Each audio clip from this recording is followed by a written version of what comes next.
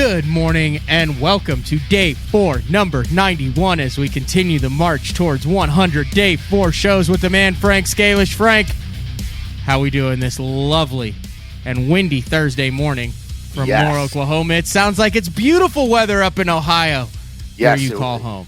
It will be until tomorrow, and then we're going to have big winds as usual. But I'm good, Matt. I can't even complain, dude. I got to finally, after a long time of not being on the big lake, I finally got to go on the Lake Erie and chase some smallmouth with Frankie yesterday.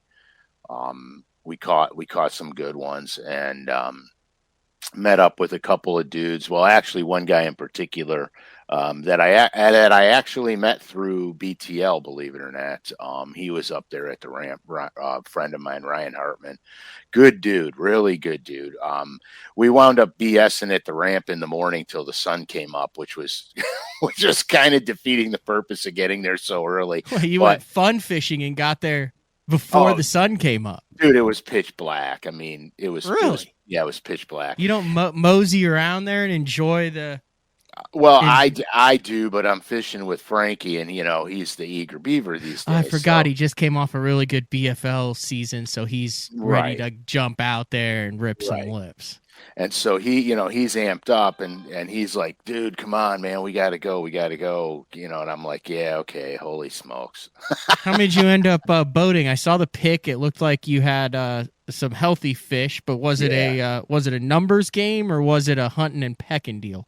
It started out hunting and pecking until we started to put some pieces of the puzzle together. Towards the end of the day, we had it dialed in, and then we were catching them very specifically, but pretty quickly.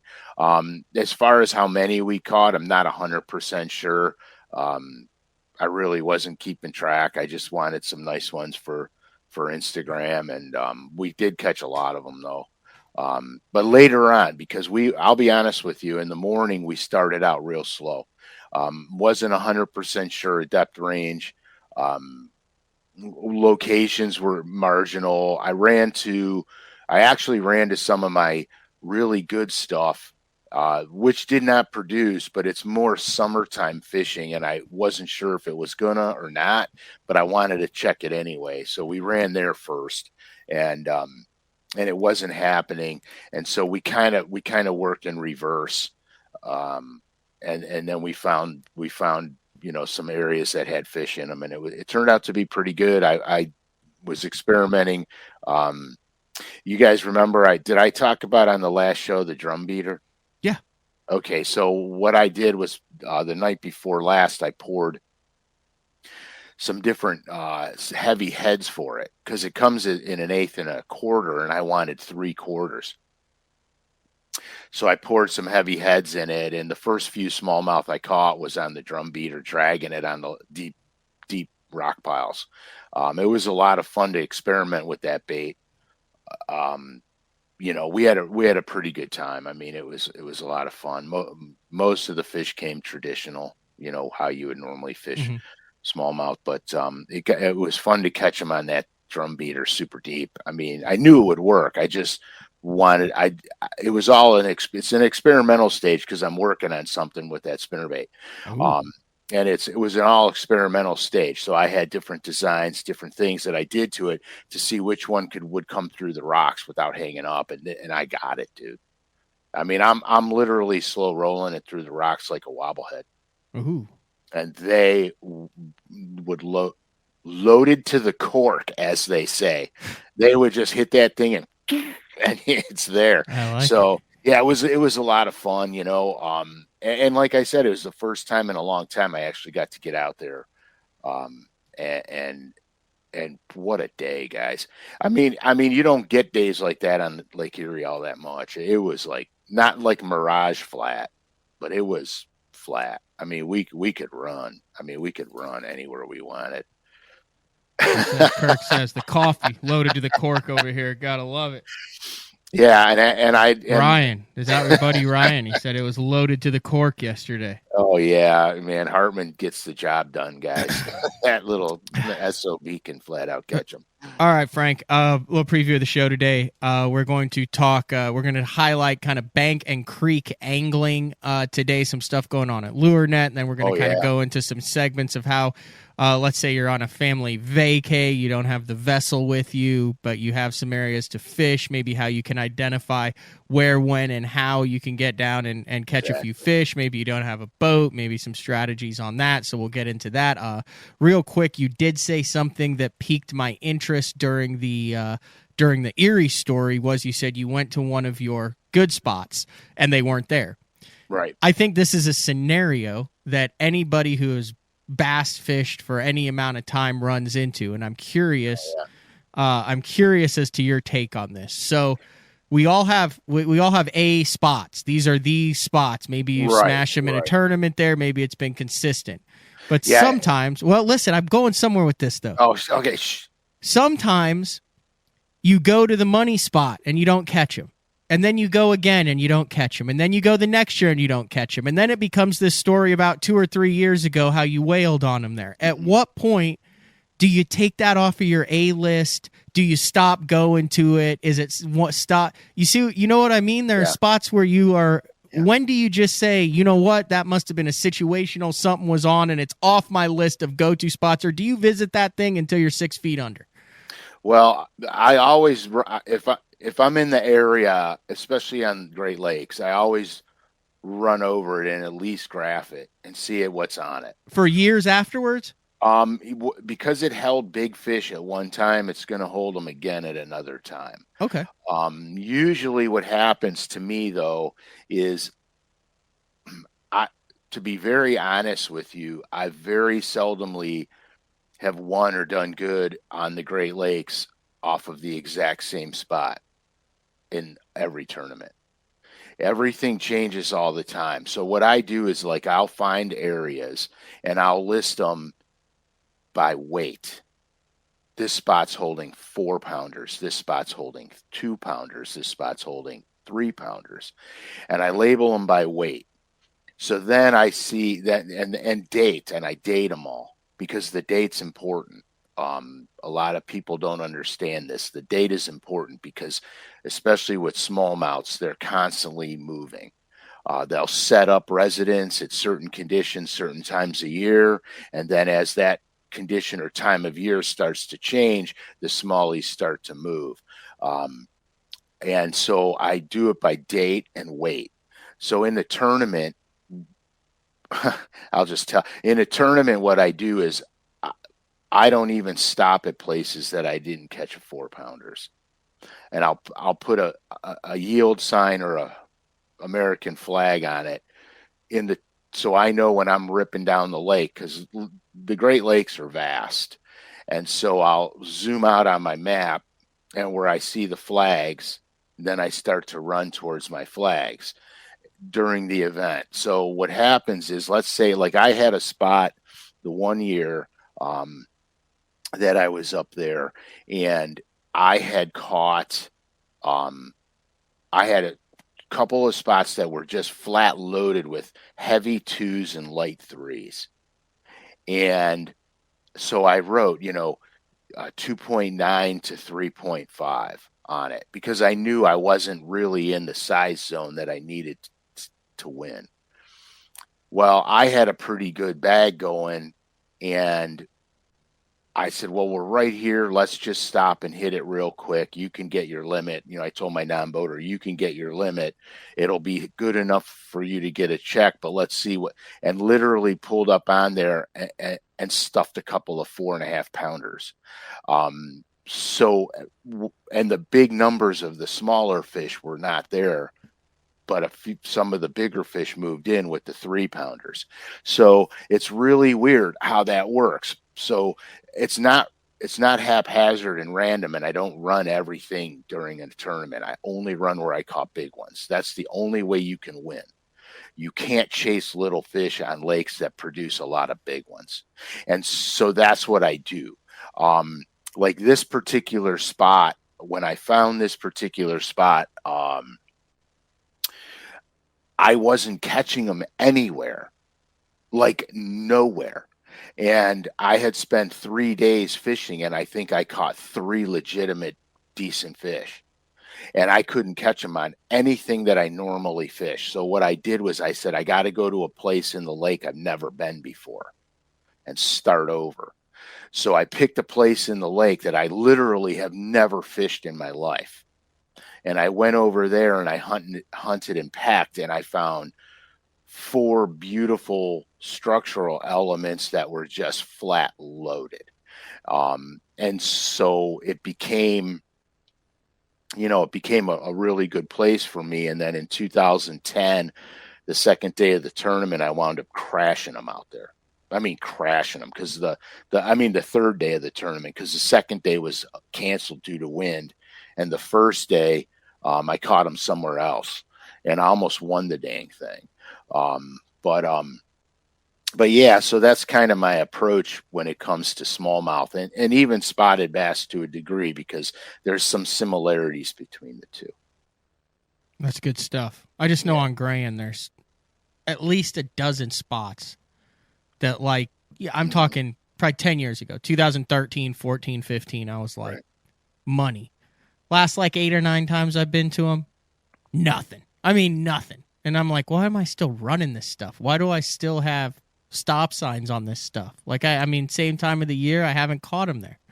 Yeah, because, inland lakes are funky, because that happens a lot on inland lakes, where you have a small resident population that might live there, because as well as I know that, especially if you're main lake structure fishing, there's resident fish that live on the main lake year round. They never leave the main lake. They'll even spawn on the main lake, but main lake banks. And those fish never leave their structure. But a lot of times what happens is the aggregate of fish there might not be a large aggregate. And then in a tournament comes, you take them and remove some of them.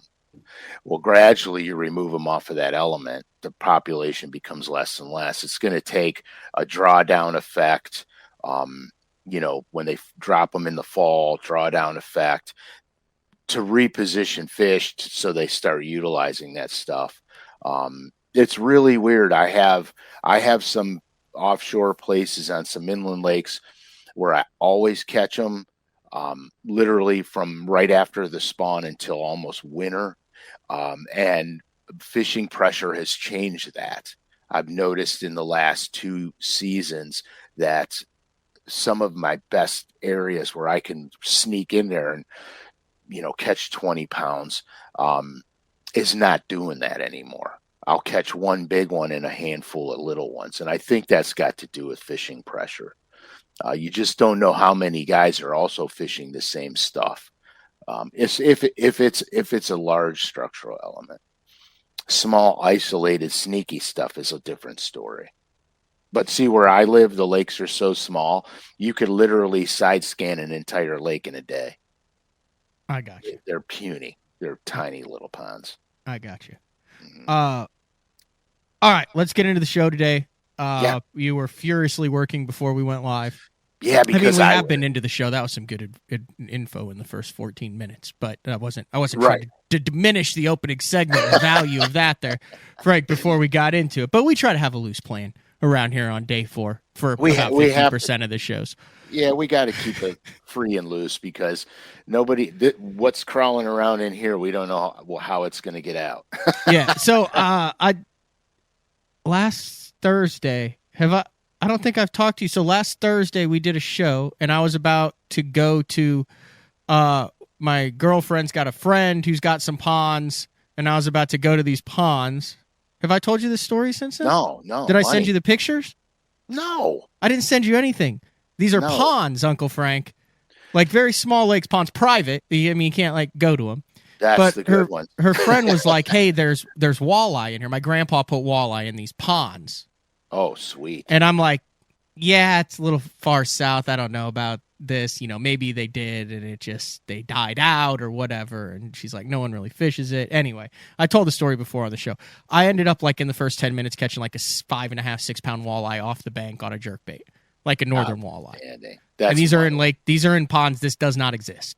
This is totally freak show. And then, there were some kids there. It's a big camping thing. So I got him hooked up with the night crawler. One of the kids' first fish he catches, like 11 and a half, 12-inch yellow perch. Perfect. And I'm like, holy cow, these are like ponds that have ended up with a massive mixed bag, caught probably 50, 60 bass off of the bank, just walking around with a number of different offerings. That's so perfect. When you said what you wanted to talk about today, I was like, holy cow, I literally just experienced that. Right. and it was cool. Yeah, it is. It's a blast. I mean, even for guys like us, okay, we have all the stuff. We've got the bass boats. We've got all the equipment, everything you need. There's something really homey about going to a small river or a farm pond and just walking around and casting and catching stuff. There's something really calm about that. That's why I love steelhead fishing so much, because you're in the water, you're wading around, you're walking everywhere, you're doing it all, and you're one-on-one with the environment. You're not, we have a tendency, we hop in the boat, it's full throttle and trolling motor. You know what I mean? I mean, that's kind of how we fish, full throttle trolling motor. So when you're on foot, you slow down, a little more meticulous, a little more fun. I love pond hopping. Unfortunately for me now, a lot of the places that I used to have access to good ponds are now housing developments, and you just can't. We don't have that kind of land where I'm at.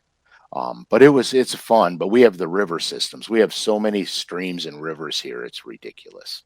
And we have world-class steelhead fishing. The smallmouth fishing in these streams is fantastic. So that's where I go. When I go wading and bank fishing, I'm in the small creeks and rivers.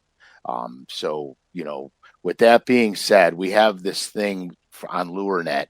It's called Bank and Creek, and it's set up specifically for bank and creek fishing. It's really kind of cool. It was a long time in the making because there's a lot of options to this stuff, obviously. So the first intro kit is coming out, and it's guys and gals, it's perfect. This is perfect gift item with Christmas and the holidays coming up. This makes a great gift item. And so what we have, I might as well go through this thing right here. I have it in front of me. Keep that screen on because that's going to be helpful. This is what the kit. Well, okay, it's hard to see it then. No. I mean, we'll go back to that screen later. That's what I meant. Okay. Yeah. So this is basically it's a bait school bag. The Bank and Creek comes in here. You can literally get this bag and go right to the pond or the stream, and you're in. So what's in this thing? And I won't belabor us. We'll talk bass fishing too in a minute. But so what's in this thing? I'm going to just dump it out on my desk so I can randomly grab things. I literally built a bag almost just like this for that trip. Yeah, exactly. I've gotten hooked on those bag. Like everyone's making those bags now. Right. The clear see-through kind of heavy bags. They're awesome because you can put whatever you want in there. Oh yeah, heck, dude! I put sandwiches in them. Right along with the flat A's. No, that'll be in a different bag. the sanguines go separate. So the first thing you're going to have is the small square A, and it's the 04 size. It's a smaller one. This is actually a money bait. I mean, you guys know I don't have to get into too much detail about bass baits you guys are familiar with, but the square A comes through cover like crazy. It's got a small coffin bill, great deflection characteristics. In this particular bag, you're going to get the red orange craw, which is obviously always a money bait. You're going to get now this. A lot of guys up north won't probably know what this is, but it's called a Rebel Trackdown Minnow. I'll take it out of the bag. I'll take it out of the box and show you guys this thing. This is a custom color. Now, here's another cool thing about these bags. There's going to be custom colors in them that you can only get with the kit. And this is one of them. If I don't get hooked, well, the hooks are small. So this is the TD47 Trackdown Minnow in a custom color. Now this is a splatter back, olive back, black splatter. You have the little rosy cheeks, and you have the smoke spots on them, and it's got a little blue pearl belly on it.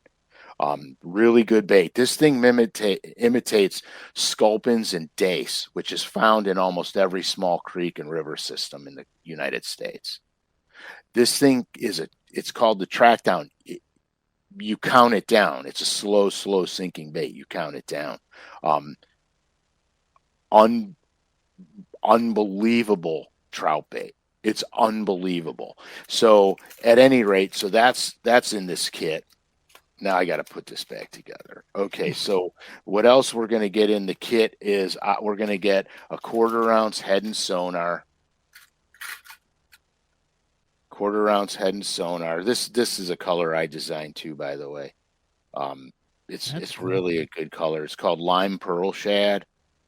It's got a little bit of gold. Should I take it out? You think you'll see it better, or can you see it good? It looks really good right now. All right. So lime gold shad, or lime pearl shad, I mean. It's got a little bit of gold marbling on it towards the tail end of it. There you go. Beautiful bait. Now this is the 1/4 ouncer. I ice fish with these a lot too, by the way. But anyhow, I digress. This can be thrown into deep holes. You can lift and pump it, yo-yoing it from the bank, or you can slow roll it like a spinnerbait or a rattle bait from the bank. It works really good. I gave these to a buddy of mine a few years ago, and there's a drainage ditch that's an offshoot of one of the rivers here, and in high water episode, the drainage ditch floods, and it's big. It's big. It's probably 4 acres of flooded drainage ditch, and he took these sonars and he was pounding the steelhead out of this drainage ditch on these things, dude. So they're pretty cool. And no bank and creek kit is ever complete without a Roadrunner. So we've got a multi-pack 1/8 ounce Roadrunners, and to tee them off, we've got a 3-inch white Yum grub.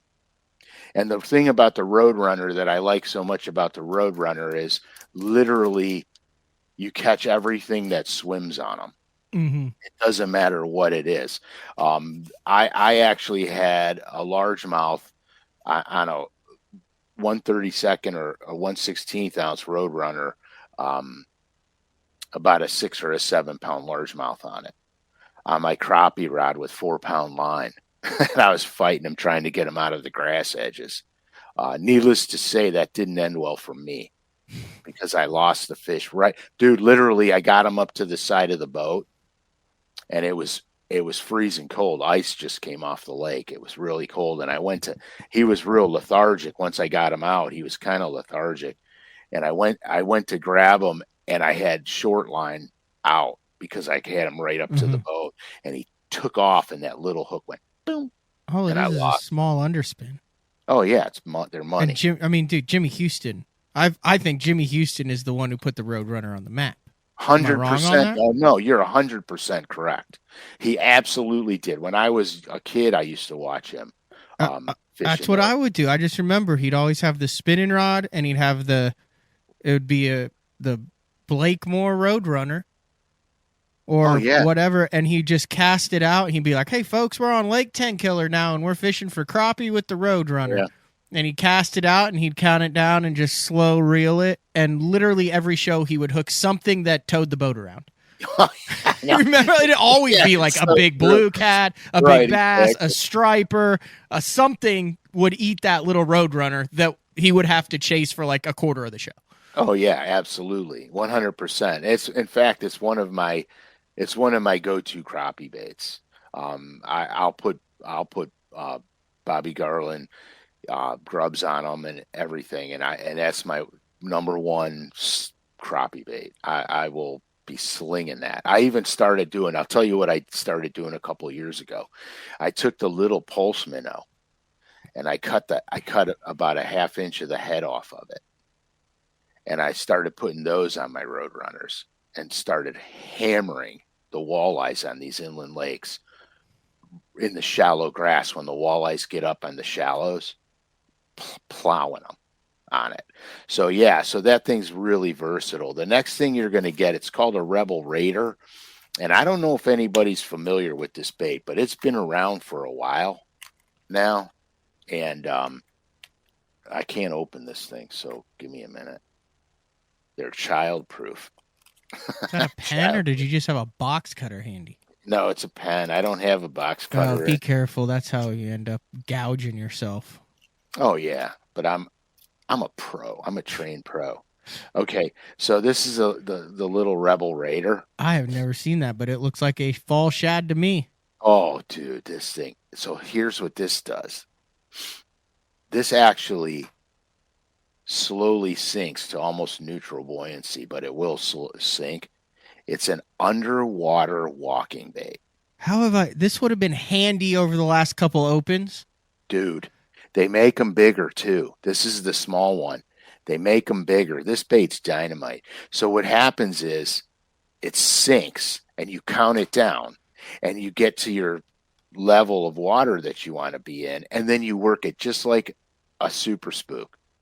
And it does that underwater. It darts and dashes underwater. It's crazy. They have them big for bass, like big size for bass too. Well, but that's perfect. Have you not seen in the fall? That's the exact size of those little thumbnail shad that they're all chasing. Tell me about it, dude. This particular color here is citrus. The reason I like this one is it's got the prism tape muscle ribs on it. You see them below the lateral line? Yeah. I like that because that's how the guts and sides are on a lot of them. Look at that thing. Oh yeah, dude, I'm telling you. It's really a cool bait.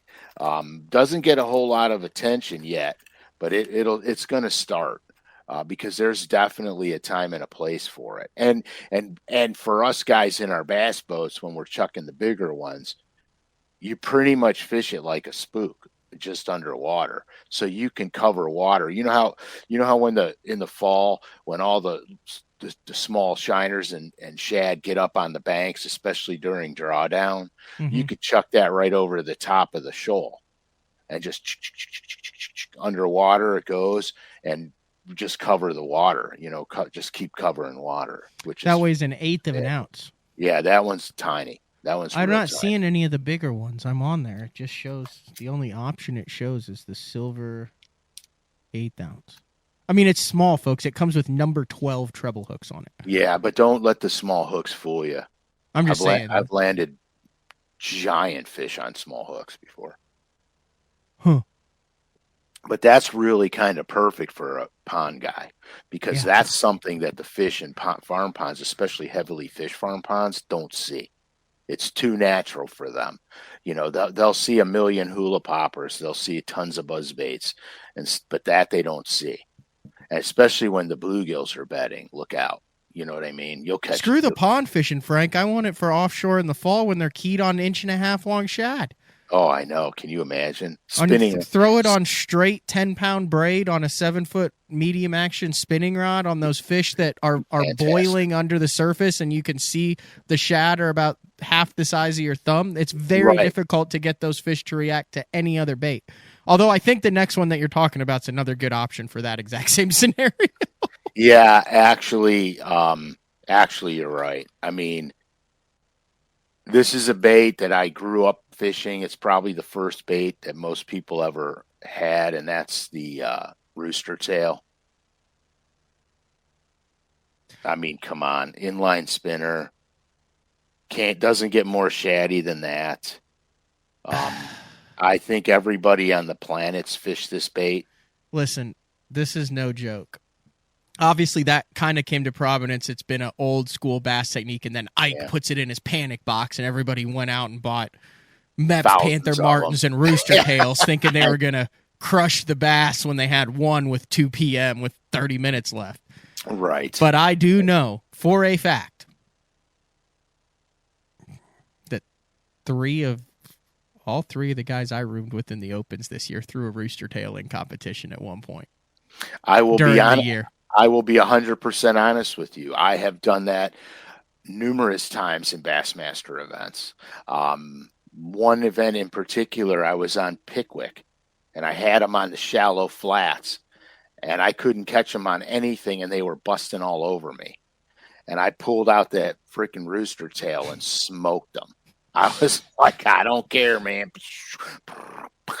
You know what I mean? I mean, that's just how the bait's sneaky.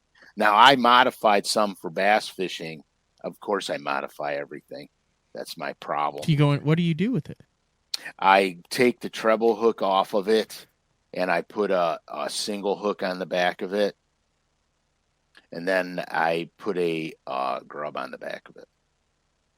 Oh, wow. Yeah, and it's off the hook. It's a fish catcher. Oh, yeah, it's off the hook. But also fantastic for ponds and streams. Well, the cool thing about the rooster tail is that when I was a kid, where I used to live, when I was a kid, there were 2 golf courses literally at the end of my street. So we found a hole in the fence and would sneak on the golf course and bass fish. Then I probably mentioned the golf course when I talked about the jitterbug. But the rooster tail, good God. that and the maps. Yeah, do you put a snap swivel with a ball bearing ahead of that to prevent line twist, especially if you're throwing it on a spinning rod? Because I mean, like the speed clip or something, you need something that prevents it from spinning, right? Yeah, you have to have a swivel. When I use it today, okay, as an adult, I do put the swivel on there, but I put it about 18 inches in front of the spinner. Okay, so you have mainline, small, high quality ball bearing swivel, then a leader line, then your rooster tail. Right, because then it looks like that rooster tail's chasing something. Oh, fancy. You know what I mean? So that's what I do. Plus, it totally eliminates the line twist issue. Okay. Yeah.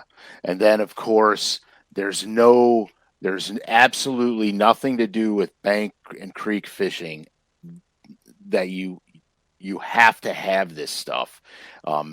This is the Bobby Garland 2-inch swimming minnow and Crappie Pro sickle style jigs. The color, this is monkey milk, and to the bass fisherman, it's blue glimmer. This thing catches everything that swims too, by the by. Mm-hmm. And that's pretty much the crappie kit, except there's something else. There's some hidden gems in this. There's some hidden gems in the Bank and Creek bag. And here they are. Well, first, it's going to be a lure net sticker that you won't see because you won't see it, but it's in there. Yep. Lure net. And then put that on the minivan. Yeah, exactly. Put that on your bicycle, your bicycle. So then what you're going to get, this is called the bite specs. Okay, you get a bite spec sheet, and what it does. So if you're buying this for a gift, let's say you're going to gift this to one of the young boys or girls that love fishing. Mm-hmm. So you'll get a bite spec sheet, and in the bite spec sheet, it'll have every bait that's in the kit on it, how and when and where to fish it. Pretty cool. So they have their own little mini, how-to their guide. Little mini Uncle Frank. Right. Now, right in their back pocket. Speaking about mini Uncle Franks, what's also included in that is it's a digital print of a hand illustration that I did. Oh, it's got your signature on the bottom and everything. Yes, my signature's on them and everything. Each kit will have a different illustration, usually how to. So this one is for stream fishing or river fishing, how to position yourself to cast to the cover, which way the current goes. So they're little instructional diagrams, basically. So what you're saying is you're gonna buy this for your little niece or nephew, and then And take pull that out, Exactly. give them the baits, and be like, I don't know where the illustration. It must not have had the illustration, and it's Right. in the man cave on the wall. Correct. Correct. Now, the other thing that comes in this kit, and this is kind of fabulous, okay, and this is done with intent because Bank and Creek guys know what they want. Bass guys know what they want, et cetera, et cetera. You're going to get a small card in there that's a discount code on the back. There'll be a discount code. See your code here. We'll go there. You'll get a discount code for up to 65% off on your next purchase, which is humongous. Which is pretty much everything other than like the bulk bundles, select kits, right? And there's anything else that's already on discount, right? So you're not going to be able to apply discount on top of discount. But you could go in and get like some fat-free shads. Oh, 100%, 100%.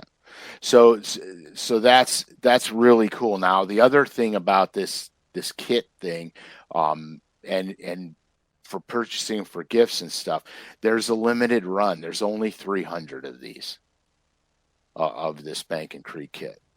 $40, $39.99. Mm-hmm. And then there'll be like another kit that comes out after the Bank and Creek. Yeah, well, it's going to be a Bank and Creek series. Okay. This one's out there. It's got a little hodgepodge of everything in it. Yep. We wanted to get them out before Christmas and the holidays because they're fantastic.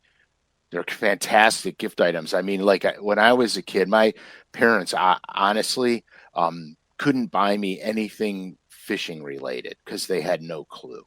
Mm-hmm. And so I was relegated to begging them to go to the store so I could buy my rooster tails or my road. No, this is all legit stuff, Frank. This is all stuff that catches fish, that keeps kids going. Correct. Back. Well, the thing is, we always talk about growing the sport, right? Yeah. The only way you grow the sport is to get people interested in the sport. And when the right people become interested in the sport, you get to go they on. do good things for that sport. You know what I mean? And that's how it evolves. But let's be honest. I mean, fishing didn't evolve from people not interested in it. So you could go on LureNet, you could see everything that's in the kit, more up close and personal than me holding it in front of a computer screen. And then, of course, there's new colors on the paint shop also. Oh, there is? I think a color's busting today, if I'm not mistaken. Let's see. Is there a new one on there today?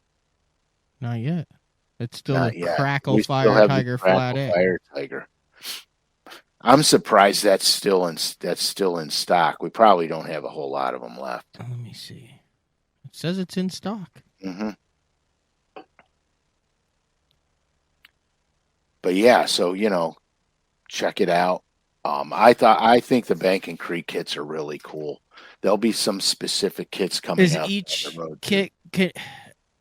I feel like you could sell just some illustrations, just some straight up illustrations. But like I said, if I was going to do it, I would pull the illustration out, frame it, put it on the wall. Especially if you're a fan of Dave. Well, I'm toying with something with illustrations right now. How's that for a teaser? I like it. Yeah, I am actually toying with something right now. But that's for another time. All right. Let's kind of continue along this theme then, Uncle Frank. Like I said, you've actually gotten paid to fish from the bank. A bunch. People pay you to take them to fish from the bank, right? With the steelhead stuff. Oh yeah, 100%. 100%. If you are, let's say you have this kit, you're a boat guy. I feel like a lot of the guys who will watch Day 4 are boat guys, either front of the boat, back of the boat, or kayak, small boat, tin boat. But what are some of the things just in general, if you know you're going to be fishing from the bank, of either let's do both a small pond, like a farm pond, a stream, and then like a big lake. Like let's say you're vacationing at Lake Norman, but you want to try to catch some bass. Just what are some tips and tactics that you would have to put people in the right? Let's start with the pond. Okay, so like like a standard pond. Okay, first things first. If I'm not familiar with it, I'll Google Earth it, because here's what you're going to see, especially ponds. Small streams and rivers too, but a lot of times the foliage encapsulates the top view, so you don't get a clean view of the river. But ponds especially. So you Google Earth the pond, and what this does is this lets you see where all the weed growth is on the pond.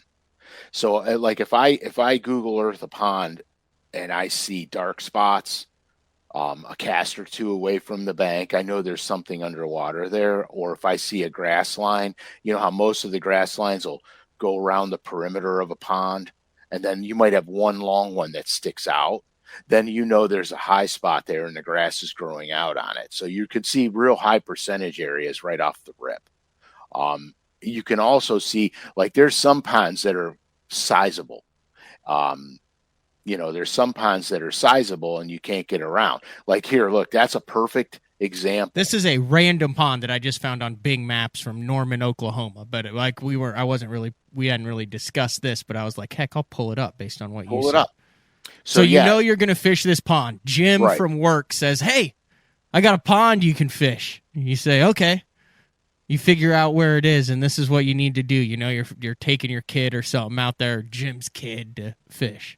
Right. So right above your arrow, actually, in the corner, not that corner, the where the two white spots are on your left, up, right there, just right there. See that corner? No, go to the open water next to the grass bed. Yeah, that corner there is a high percentage corner, because you can parallel the bank in one direction and you can parallel that finger that sticks out in the other direction. So you've got an opportunity for some really good casts. And then if you have a surface plug on, you've got that flat grass flat that you could cast to. It also tells you where it's going to be tricky to get access to the water, even though this lake looks pretty good. But you could see where it would be kind of tricky to get access to the water in the upper left corner of the lake. It's a flat area. Mm-hmm. But you also can see, look, there's a trail there that you wouldn't know. But if you go on this trail, you know you can get back in here. Correct. Okay. So you can see all the places you could fish real easily. Obviously, the dam is the most obvious, easiest place. You could parallel the crap out of that. There's also blowdowns in the water you can see. I mean, that's what Google Earth can do to you. It gives you a land layout. It gives you a lake layout. There's a small pond to the right of that too, down by the dam. No, other way. I mean, that one's easy to figure out. Yeah, right across this. There you go. Right across the street. Let's look at that. That's actually two ponds in one. There's one above it. So you could see that that's probably more of a flooded river system, old river system in itself. And you can almost see some of the bars that come out off that bank on that one. Yeah. But it just gives you an idea instead of rolling up and not knowing what the heck is around. Right, because let's say you say, oh, I only have a short amount of time. I'm not going to have time to walk around this whole thing. You can go pick out an area that has the most of everything you want in it and go fish it. Awesome. Okay, let's go streams, current places. So what I like to do, so there's a thing when you're river fishing. I call them rivers, but streams, creeks, small wadable rivers. Okay, let's say wadable, non-navigable by actual boat and motor. Okay, kayaks can access them, but boat and motors can't. So when you hear people talk about a current seam, okay, a current seam is going to be where you see you've got slow water and then you've got fast water moving. You could generally see a current seam by small floating debris will be right on the edge of the current seam.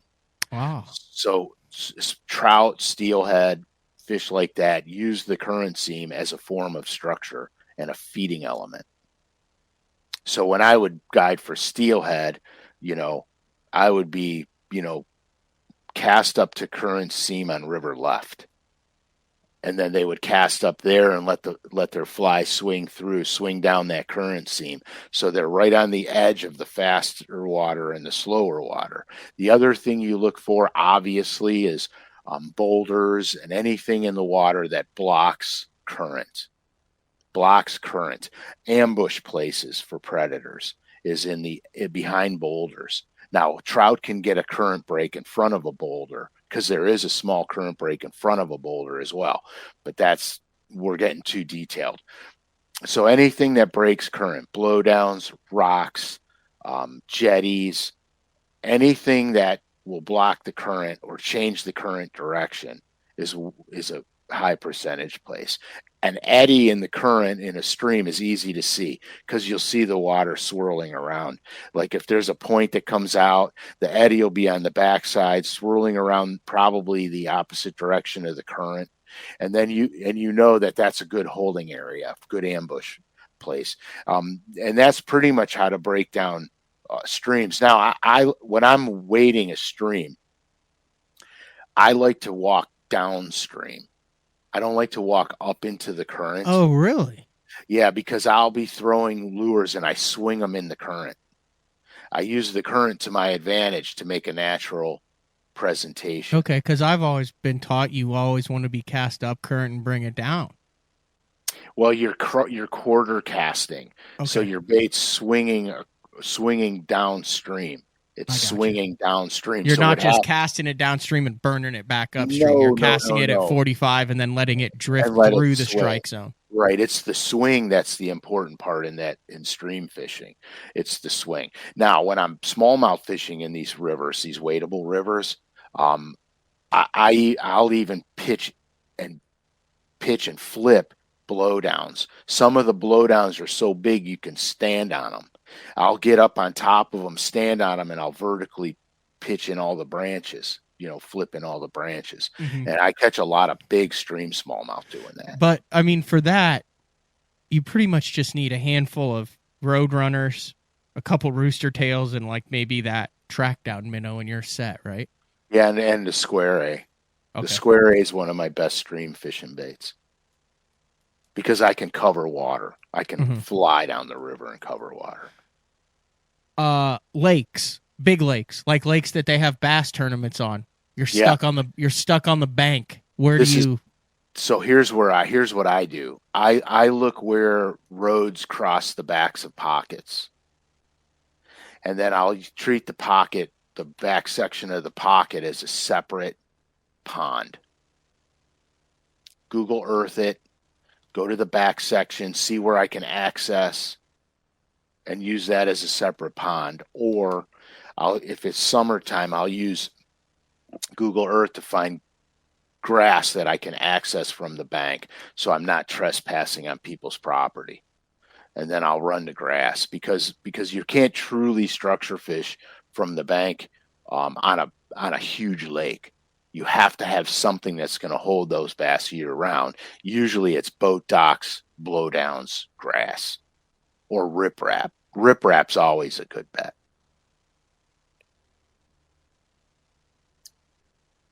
Because you could literally go to any huge impoundment that has riprap, where the creeks cross. They put the bridges up there. I mean, Kentucky Lake, every creek in Kentucky Lake has a bridge across the back of it, basically. Sorry, here, I was trying to pull this in. All right, so this is a lot of tournaments out here, Keystone Lake. And perfect. I'm doing exactly what you're thinking. So, like here, look, the bridge goes across right here. Right. There's the road. Boy, it's really down in this picture. That looks like a culvert right there. That looks like a mirror image. Yeah, this is interesting. And then there's like another pond and then another pond back there. Right. So it's that behind. But like bank fishing from a big lake, like 90% of the time you cannot get a boat through there. When you can, it's Oh no, you can't. interesting. So here, check it out. Look at that little stream that flows in that little pond section. Up where you were in between the two roads. Yep. That little stream bed there. That's a money corner. So it's just below it. It really is, Uncle Frank. You don't know how true you are. Sorry, man. No, it's fine. It's a. I stick with release fish on Keystone now, so it's.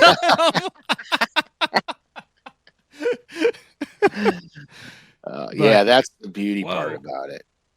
What are we on the moon now? No, I don't know why it did that, but I just picked Keystone because there's a bunch of good rip-rapping areas that you can.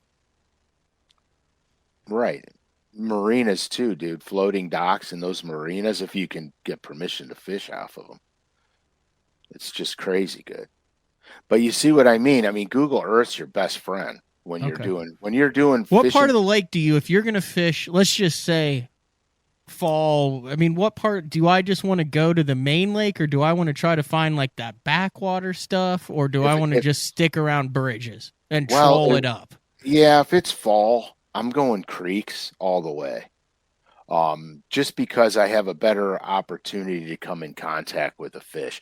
Fishing the main lake part, I would always pick an area that has a couple of short pockets on it.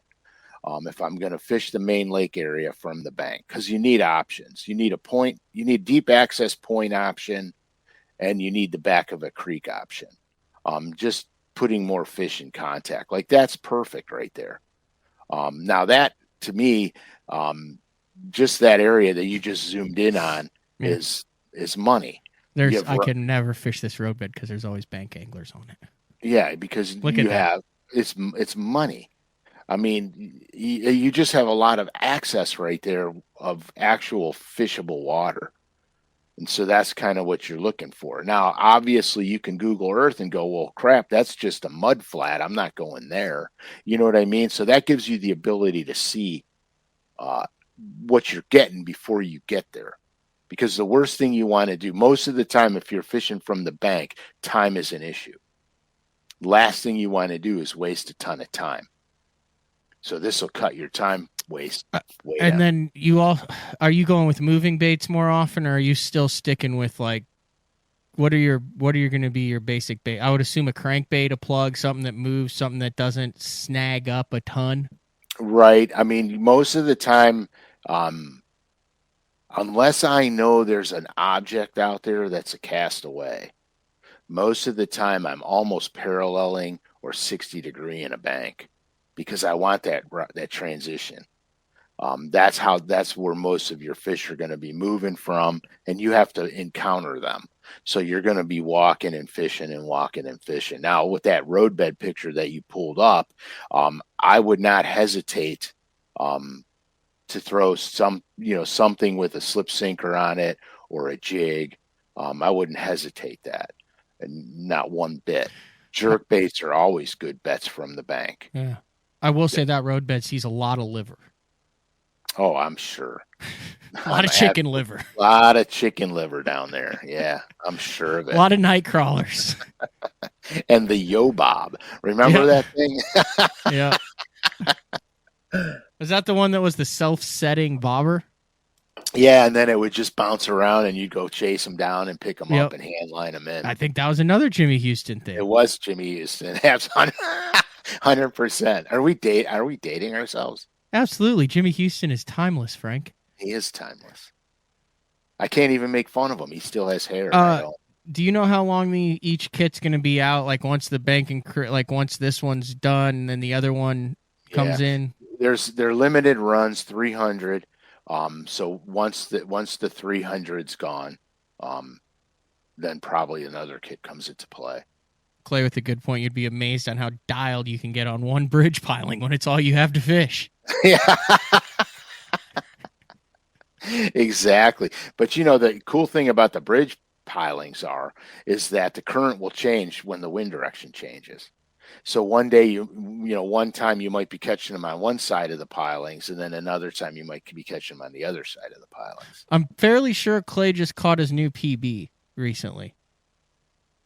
Clay, confirm if that's correct. I thought during one of the last shows it was talking, but Clay was talking about how he caught like I want to say an 11 or something like that, and then he changed his profile picture. That's a stout. 11 That could be a stout. total. That Yeah, could be a 11 total stout. fabricated story, but as far as I know, that's Hey, whatever, man. We're not opposed to spreading rumors. so. How much more fishable time do you have up there before it? Yep, look at that. He did 11.7. Nice job, dude. That's a tank, man. Yeah. How much more time do you have before everything kind of socks in and you can't open We're water looking fish anymore? probably last year, the last 2 days I fished were New Year's and New Year's Eve. New Year's Day and New Year's Eve. That's last late. year. And then the couple years earlier, I fished all the way through most of February before we got locked in. Wow. Yeah. So you were only locked in for like 4 months. 3.5. 3.5 months. Yeah, 3.5. I had something interesting happen yesterday, Uncle Frank. Fire away. I'd like to get your take on this. So obviously with forward-facing technology, you can see a lot of crazy stuff that happens. Tomorrow, it's a long story. I'm not even going to get into it. I'm supposed to shoot a crappie show, like host an entire show, right? Yeah, Perfect. no problem. It's my jam. I do this. I get the 12, 14-foot rods out. It's my zen, my quiet place, my peaceful, my happy place. Yeah, I can go catch 10 crappie. Well, I want to shoot it on Eufaula. And Eufaula because it's a great crappie lake, right? Public. Right. I want to show people how it's done. And tomorrow's the only time I have to shoot it. Well, it's supposed to blow like 20 out of the south and lightning and thunder all day tomorrow. It's a whole different story. So I'm like, man, I need to find these piles out of the wind, right? I go to an area and it's not, I mean, I could see them down there, but I mean, it's like Mario Andretti, the boat's flying past them. You can't stop. And then they're moving. It's frustrating. So I go to some piles and catch a couple, but they're not chasing it at all. Mm-hmm. And just big blobs just rolling through the piles everywhere. And every once in a while outside you see shad flick, 5-6 inch shad, whoosh, bass come up. I mean, these things are swimming around and in the piles like wolves on the hunt, like lions stalking gazelles. And I tell my buddy Juice, I'm like, dude, this is like National Geographic stuff. And you don't ever see it. Like, you ever had those days where you roll up and it's like every pile, every key spot, it's just boom, boom, boom. Pre-front, 24 hours before, water temp 62 degrees, big shad all around this stuff. And I have never seen, I mean, the bass were obviously predatory, aggressive, and hunting. That's when you go bass fishing and put the crappie stuff down. Not an option. I understand. Not an option for me. Well, I mean, you're going to go through. I mean, look. First of all, no fish that can be eaten by another fish is just going to blatantly swim out in the open and go, oh, he do. I mean, you would see them go swimming. This is all in forward face. I only have it set at like 40 feet, right? So I mean, they look like big, giant monsters. They look like cucumbers, and the crappie look like Oreos. Gotcha. These cuke just whoa, and they go in, and then they come out the other side. You'd see them dart and spin back around. You'd see 2 or 3 of them just cruise over the top of the brush pile. I mean, I caught like 3 or 4 of them on a crappie jig. A couple good ones too, like 2 3/4 pounders. Like I feel like that would have been if I had backed off jerk bait, top water, spinner bait, any of that stuff. They probably would have plowed it. Oh, absolutely. If they're moving that much, they're active, and they're active as could be. When they're not moving around, they're in a neutral feeding mode. Then you got to slow down and you get over top of them. But dude, you'd have thrown a jerk bait over them, you'd have crashed their brains out. Is that probably what you would have said? 61-degree water down over the brushes in 8 to 15 foot of water coming up to 5-6 foot. So is that what you would have reached for if you were like, hey, these are actively aggressive bass hunting down shad? You're going with a rogue.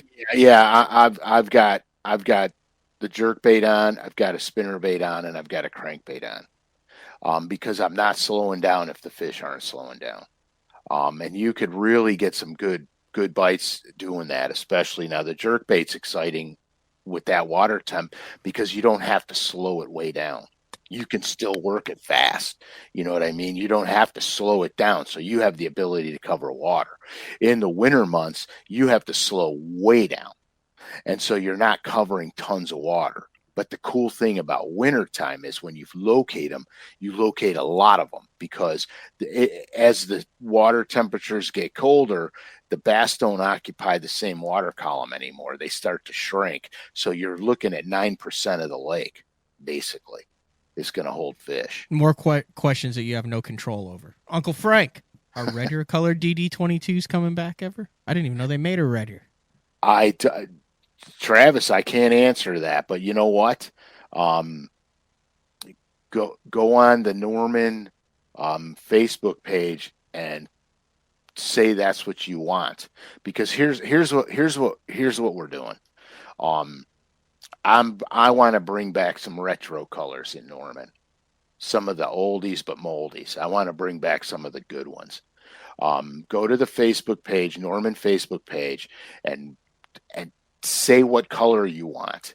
And then at the end of the month or in 2 months, we're going to go by and get the whole list down and start doing, keeping score. We got, 30 guys wanted this color. Only 2 guys wanted this color. And then we're going to narrow it down because I want to bring back some old colors because I have some too that I'd like to see come back. And then we're going to take the most popular ones and start bringing them back. LureNet exclusives. They'll only be sold on LureNet. So go on the Facebook page, the Norman Facebook page, and let us know what you guys want to see. Let us know. And because I don't have the ability, but I have the ability to get some of this stuff done. Okay. You need to go on your Instagram and have Frankie Jr. put up a poll question and have like 3 or 4 of the different colors up there. And then you can go on your Instagram and vote. The fans and listeners can vote. That's a good idea, but I am a technological imbecile. That's why I said Frank Jr. Have Frankie do it. My phone, you all know my phone lied to me. This was supposed to be 4G, and then I brought it in, and they said it's only 3G, and now it's screwing up on me all the time, and I had to put pictures into I don't know where they go, but it's somewhere other than my phone, and now they're all out of order, and it's making me crazy. Anyway, Frank said he quit helping you on social media. You weren't paying him enough. He quit. No, he can't deal with my impatience because I just want things done, and then he gets the phone and he knows what he's doing, so he's and he goes, see, it's so simple. You could just do this. And then he goes here. And then I have no idea how to do it. And so there you go. I mean, he's way better at it than I am. All right. I volunteered you. We're at an hour and 3 minutes here. I volunteered you for a couple random questions. If you were late today, really cool episode. Bank and Creek lures from the bait school bait kits. Go back and see. And here's what I would do. I would buy it for a young angler in your life, and then I would rip out the 65% off code. Keep it for yourself. They don't know what they don't know doesn't hurt them. Right. I would also take out the Frank Scalish Pond and Creek or Bank and Creek illustration that comes with it. Frame it, put it up in your man cave. Like I said, what they don't know can't hurt them. They still get the pocket lure thing, and then literally like a legit pond and creek baits. This is not like one of those like get rid of stuff that isn't selling deals. This is good stuff. Yeah, this is $40. You don't have to spend any more time. It's good. Give it to them. You get 65% off. So when the other new stuff drops and stuff, and up to 65% off, and the illustration, super easy. You're done for the year. Piece of cake. Perfect gifts. These are insane gift items. But yeah, so then we went through kind of the different scenarios of when you are tethered to the bank, how you can still catch a few fish. So, all right, we're going to go through a couple questions. You good for that? Yeah, let's roll. All right, I had a really good question up here. There it is. Joe, I'm assuming he's saying several lakes. around me have been sprayed to where there's not even dead weeds. How do you address that? Lakes that are used to having vegetation that have now been man-made void of vegetation. Yeah, that's my biggest pet peeve of life right there, because Out of dying, all the things in life, well, killing that's all, not, all yeah, the grass exactly. is So what really right, grinds your gears, Uncle Frank. right. No, I have a lot, but we don't have time to get into that. But here's the problem. When they legitimately they spray it or they throw pellets in the water, it kills the grass. Dying grass uses oxygen. It takes the oxygen out of the water. No bass wants to be by dead, decayed vegetation. So that's a problem. But you can overcome that problem by, if you're familiar with the lake and you know areas where the grass does not particularly grow. Okay, you can concentrate on hard bottom areas and more structure elements. The other thing to do is get past the weed line and look for structure that would have, like rock piles. Like up north, a big thing is you find the rock piles on the outside edge of the grass. Those become bass magnets at that point. When the grass starts to die, they back down and back out.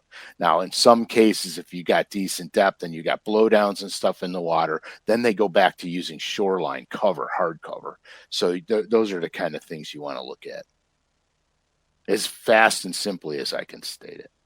Tyler, Frank, if you're in a kayak floating down a small river, how would you attack the angle in which you throw your lure? Okay, so being in the kayak, you have the ability to back it up to the bank. So you can actually, and we do this with float boats all the time for steelhead fishing. You could go down the current, you see an area that you got stuff you're going to fish. You can back the kayak up and put it on the bank, or drop one of your small pole anchors down to stop you. So you can position your cast for the most optimum presentation. Kyle would like to know. We always get the clear coat. What clear coat do you use on your baits? Okay, I'm using KBS Diamond Clear, and I'm dipping the baits, and then I use a little drip pin and I hang them up and let it drip off. The whole key with the Diamond Clear is you have to let it cure. I've tried to use baits 2 days after I dipped them, and the clear coat's still soft and my hooks scratch it off. I found that the longer you leave it out hanging, the harder the clear coat becomes. To expedite the process, I'll hang them for 2 days, let them get hard enough where I'm not leaving fingerprints on them, and then I'll hang them outside. If it's a nice sunny day, I'll hang them outside, and they get rock solid. Poll questions back on Instagram, because Frank Scalish Jr. has just agreed to help Frank put up poll questions on his Instagram account. Yeah, because that's guilt. That's that Catholic guilt coming out. David Maddox would like to know, any chance that Norman Big N makes a comeback? Again, get that on the Norman Facebook page, because I want input. Nate Wilson, Uncle Frank, is there a water temp where you think it starts getting tougher to catch smallies in the fall? Water temp was 47. I could barely get a bite. I've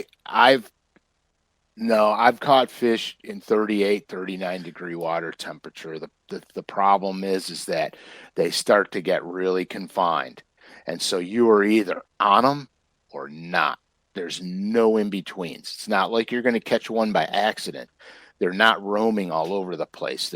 They're really getting confined. Just keep looking. Now, in those water temperatures, sometimes your blade baits are the money bait. You know what I mean? They'll be on those transitional breaks. You blade bait them. Once you locate them, you're going to locate a lot of them, though. I will tell you that. Yeah, that's a good thing. Wally Roberts, what does Uncle Frank think about the head and chugger spook? I think we've done a couple shows on this. I've always liked it better than the pop bar. The original bullfrog pattern was a killer. Yeah, the chugger spook's nice because it spits. which is nice. It makes a different commotion. It's a different kind of, where a regular spook is more like, especially you guys see the shad, they cruise around on the surface and they'll make little wakes around. Subtle. You can make a regular spook spit by making it walk harder and faster, but the chugging spook does a real nice job real easily. Clay, what line are you using for square bills around rock? Okay, now my square bill lines fluctuate between 12, 14, and 17, because depending on how deep I want them to get. The deeper I want them to get, the lighter line I use, but you got to be careful with square bills because to me, that's four-wheel drive fishing. Mm-hmm. You plow it into stuff, you rip it through stuff. You're aggressive with it. So you have to address your line size by the cover you're fishing and how deep you want the bait to go. So you got to do that. I'm my 17. I just switched over to Sunline recently because I ran out of my stash of silver thread fluorocarbon. So I've been using Sunline for that. I always use fluorocarbon on the square bills, just because I like the fact that fluoro sinks. It slows the rise of the bait down a bit. So like 16 sniper. Yeah, because I was using what's the one they just stopped making? Super FC SC super fluorocarbon. Yeah, I think in the blue box. Yeah, the blue box. That's You've what not I had good line with. You've not had good luck. All your lines get discontinued. Yeah, I know. Every time, dude, I'm afraid to say what line I'm using because it'll be gone tomorrow. Listen, have you? You still haven't tried the FC crank, right? No. Like Clay. So based on what Uncle Frank is saying, because I would have ventured to say you're not familiar with the 19 different types of sunline. No, that they have I'm not. I can't. I'm trying to experiment with them. But, yeah. All right. If you're taking the rocks and it's not just like crazy grinding it into it, but you still want some backbone, it's got a smaller diameter, it's got a coating, it casts like crazy, I would go with the FC crank in 16. Casts crazy, fishes like 12 or 14. If you're really grinding it 2-3 foot deep and there's a lot of abrasion and stuff, I would go with the either 16 or 18 FC sniper. The difference between sniper and shooter is more designed for the quick shock absorption of a hook set, a flipping and pitching hook set, something where you're dragging a bait and then applying it. The sniper is more suited for winding baits. A chatterbait, a plug, something like that, where there's a little bit more give into it and it responds better as it slowly loads. So there's your two right there. There you go. Thanks. That's just based upon the way you fish and the way you like to do your lines. Right. But those are the two options that I would suggest for sunline. Right. Like I said, I'm experimenting with it right now. And so it's fairly expensive to just keep making mistakes with my setups. So it's a slow process. And there you have it. Let me see what else I can find here. I kind of messed up this morning. I fell asleep on the couch, and then I put my contacts in this morning. Backwards? And was like, no. I put double contacts in again. It's like the second time I've done it this year. So then I was really creeped out. So you can because see I was really walking good? around. No, I couldn't see at all, and I was like, "What is wrong with me?" And then I took them out and realized I could still see. And then I touched the eye and moved it around, and was like, "Oh, I never took them out last night." Oh, perfect. I couldn't wear contacts. I couldn't even get them in my eye. And once I got them in my eye, they irritated me. So I said, "Oh, that's out." Rod and reel set up for wading smallmouth. Okay. At this point in time, this is a trick question because I want to tell you you're going to have a spinning rod and or a bait caster for that, depending on how you're fishing, waiting for them. The spinning rod will probably give you more options, waiting for them. But there's times when I go to the river by my house when I'm waiting and I just grab a 725 bait caster with 12-pound fluoro, and I just throw square bills and 1/8 ounce buzz baits on it. And 725, is that a 7.7 inch? Yeah, 7.2 5 power, and it's a cranking rod, but it's a good cranking rod. It loads. The tip's soft, but it loads into the backbone right away, and that's pretty much what I run with. Now, sometimes I'll grab the spinning rod if I'm going to do a lot of wacky rigging and drifting small baits in the current. I'll use my spinning rod. So I'm going to say you're probably going to need both. I don't think you need a crazy long fishing rod for that particular thing. I think anything in the length of 7 foot is going to be okay for you. Medium heavy is going to be okay. Either spinning or bait caster, medium, or medium heavy is going to be okay. If I'm using a spinning rod, load the main with braid and then attach a fluoro leader to it. That'll give you the flexibility. If you want to throw a more aggressive bait, you'll eliminate some of your line stretch and you'll be able to get the fish without really having to crack them. All right, we'll end on this one. This is an easy to answer question. I'm sure you'll be able to succinctly wrap this up in 30 seconds, and then we'll go on with our lives for next week. Darren Hill would like to know, how do you catch fish when no one else can?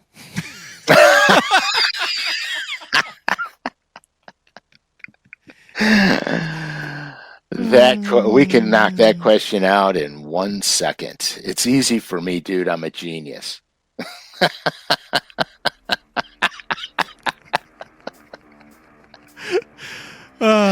Computer backup.